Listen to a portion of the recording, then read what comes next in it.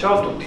Abbiamo deciso di presentare una proposta di legge per istituire anche in Friuli Venezia Giulia la Banca della Terra. La proposta prevede la realizzazione di un inventario completo ed aggiornato di tutti i terreni incolti e abbandonati disponibili a essere dati in gestione o in affitto per renderli di nuovo produttivi. L'inventario viene reso pubblico e tutti i cittadini possono presentare un piano per l'utilizzo di ogni singolo campo. I piani presentati vengono poi valutati in un procedimento ad evidenza pubblica, al termine del quale vengono assegnati i terreni.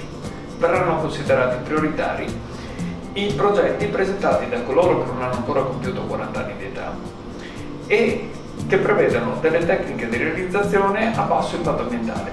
Vi ricordiamo che da oggi potrete apportare le modifiche anche a questa proposta di legge sul nostro portale operativo Rousseau, un portale che non vive di soldi pubblici, ma grazie alle donazioni di migliaia di cittadini. Ogni vostro piccolo contributo sarà un grande aiuto per il Movimento 5 Stelle. Grazie.